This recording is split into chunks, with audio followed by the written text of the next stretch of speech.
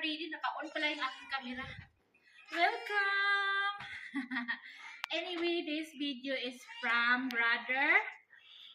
Ano sabi mo, brother? Hitem and sister Donna from Abu Dhabi, sponsor of Teen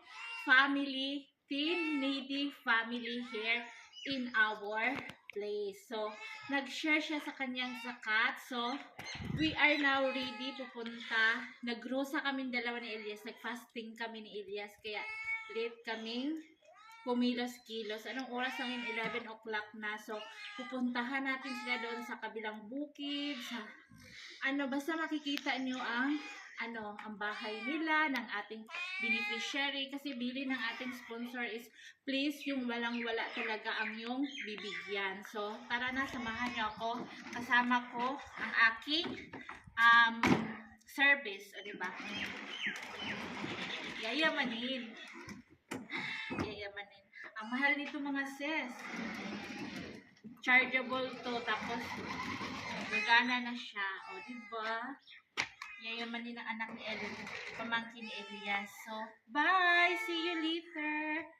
So guys, ngayon we're going to the 7th family. Kilala nyo na siya. Isang kabayan natin na Pilipina. Namatay ang asawa. Tapos, ngayon kasama sa kanyang mga in-laws. Yung mga in-laws niya tumutulong sa pagkain. So, ngayon, ang problema talaga dito is pagkain talaga everyday. Lalo na may mga anak talaga. Tapos, siya is meron siyang sakit. Meron siyang operada siya ng breast cancer.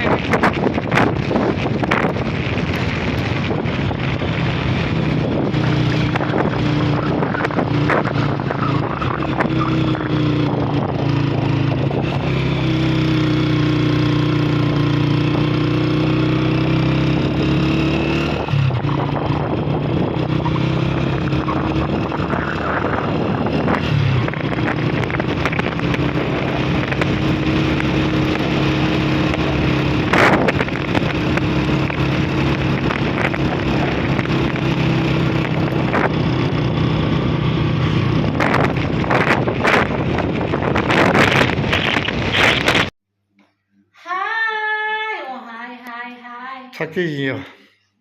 Pagod ako guys. Please, kilala niyo na siguro ito, our 7 family. Si Mama ni Mahmoud Vlog, yung pretty vlogger dito sa Pakistan. Sa nagtatanong pala bakit nag-stop siya mag-vlog, nawalan siya ng gana, nag-help na lang siya sa mama niya magtrabaho dito sa bahay kasi meron din silang kapatid, 3 lalaki, and yung mama niya is cancer patient. So, yun.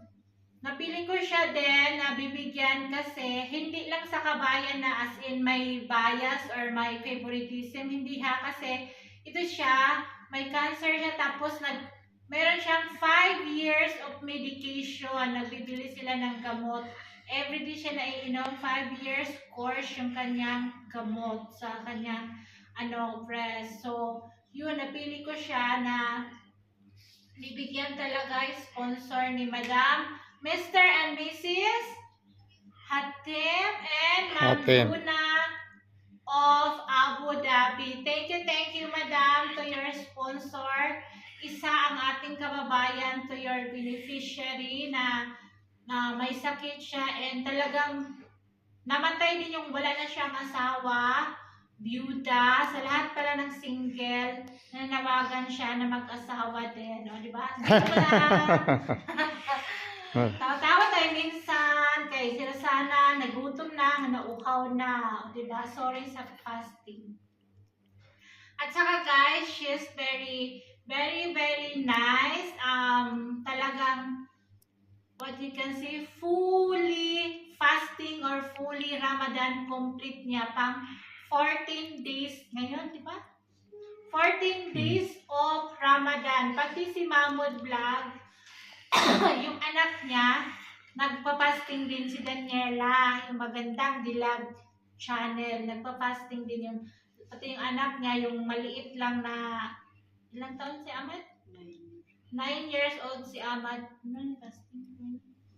Oo, hindi pa nag-fasting yung maliit na anak. Pero yung tatlo, si Daniela at saka yung dalawang lalaking medyo malaki nag-fasting na. So, yun, nakakatulong din to sa pang-araw-araw talaga problema dito sa Pakistan is pagkain, lalo na walang magpo-provide, wala siyang asawa, yung mga anak medyo maliit pa. So, yun guys, thank you so much. This is our 7th beneficiary from Ma'am Duna and Sir Hatim of Abu Dhabi. Thank you so much, Ma'am. God bless and both Sukriya, sir.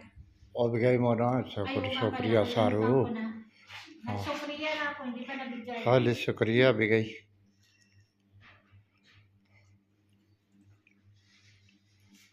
Number 7, family. 1, 2, 3, 4, 5, 6, 7, 8, 9, 10. Salamat. Thank you. Abi tu yaşıyorsun na? Thank you. Wag mo nang patayin kasi magbibigay din si Elias from his friend. Bigay mo na. Ikaw na magsabi. O ikaw na bayad. Magkano ngayon? 5. Ikaw na magsabi, mag-order ka kayo. Makita to ng friend mo.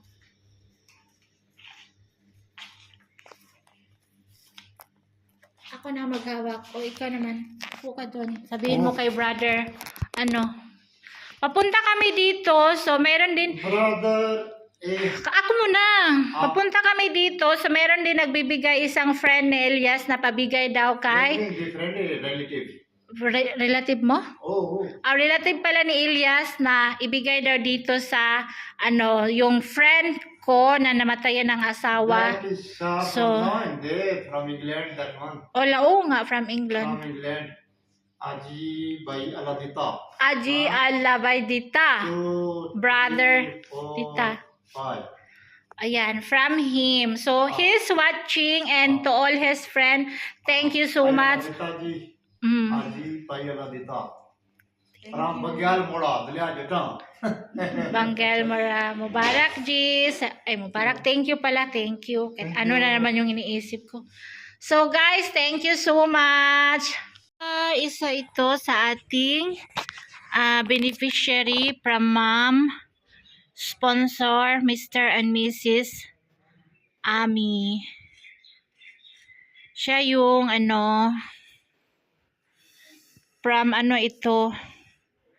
from malayo to siya na masukan dito sa in-laws ko, sa sister-in-law ko. Nag-iisa kasi itong sister-in-law ko, yung mga anak nag-asawa na lahat. So, isa siya sa kinuhang kasama dito sa bahay. Masa siya na harina. So, sa umaga, ang ginagawa niya is magwalis-walis dito sa mga rooms, dito sa mga kaloob-looban. Minsan ako magwalis doon sa mga paligid, palitan kami ng walis. Siya maghugas ng plato, ako magwalis dito sa kapaligiran, magmap. Siya maghugas ng maraming plato. Napaka ganda magtrabaho kasi yung mga black na kaldero pinapaputi niya. Ganon. Kaya nagustuhan siya ng in-laws ko. Matanda na siya. So, namasukan pa siya ng kilala na rin siya dito sa in-laws ko. Kaya, kinuha siya. Itong in-laws ko, hindi basta-basta kumukuha ng kasama. Malinis din to siya magtrabaho.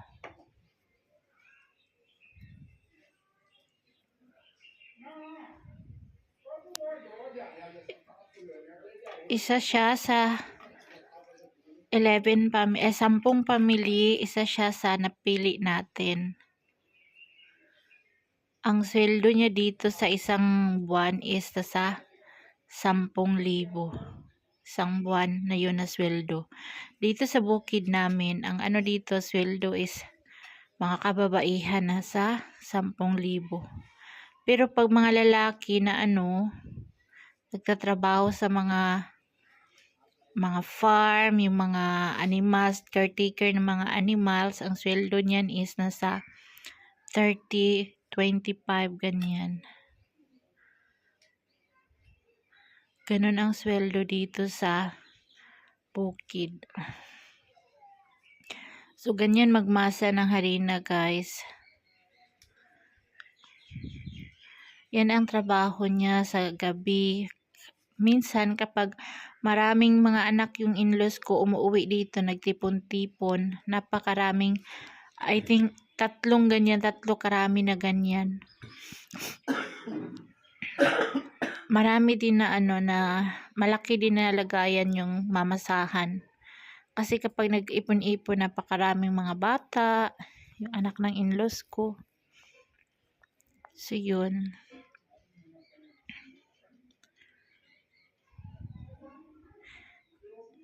Isa din to siya sa namahay-mahay. Yung anak niya, nag-iisang piraso is namatay na. So, kaya nagtatrabaho siya, yung pera niya para sa kanya, pambili ng damit niya. Binibigyan din niya yung mga mga kaanak niya kapag umuwi siya doon. So, yun.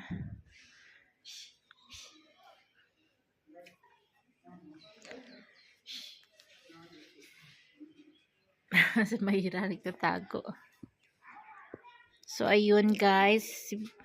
Si Lola or BG is one of our napili na walang-wala. Uuwi to siya sa kanila after ng 2 months, saka siya uuwi sa pamilya niya para maghatid din ng pira doon sa mga kaanak niya.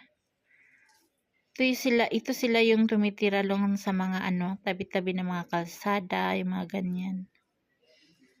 Pumupunta sila dito sa mga namamasukan sila. So, ganun.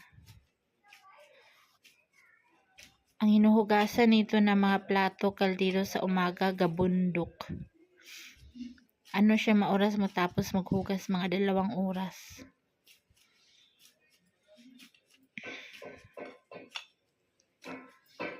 Tapos sa gabi maghugas pa yun siya ng plato. Kapag maraming mga anak dito umuwi, ang daming hugasin, gatambak din. Ay mainit din ang ulo ni Lola pag maraming Minsan tinutulungan ko siya, ako naghugas sa gabi. So yun. Siya ang ating isang napili na pamilya na tutulungan.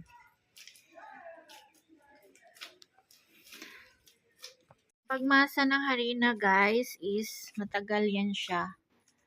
Matagal siya ganyan mga 30 minutes kasi para yung dough niya maging nice and texture.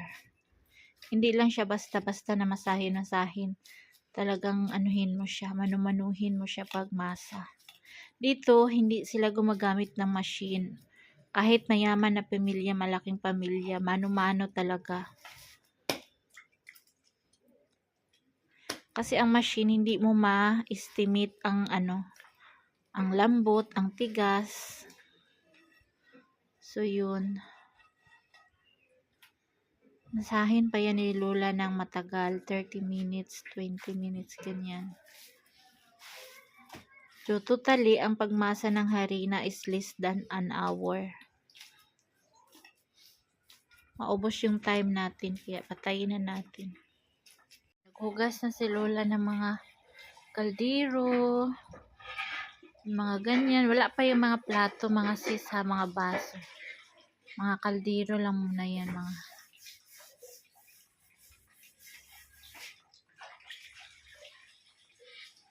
Yan ang trabaho ni Lola. Ito, isa sa mga hinuhugasan ni BG. Ayan. Ito color black to siya. Tapos pagkatapos hugasan, lagyan ng lupa. Lagyan ng lupa para pagsaling doon sa salangan, hindi maitim masyado. Mabilis tanggalin siya, kuskusin. Mabilis lang to siya kuskusin. So, yan.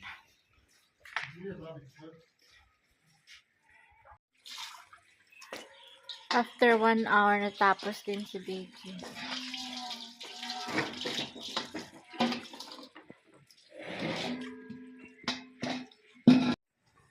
Ayan, our 8th family. Si Lola, senior citizen at single mom. Yan ang kanyang trabaho, maghugas ng mga kaldero sa hapon at saka sa umaga, mga plato, ganyan. So, hi! This is our 7 family. Ito yung worker ng aking 7? sister-in-law.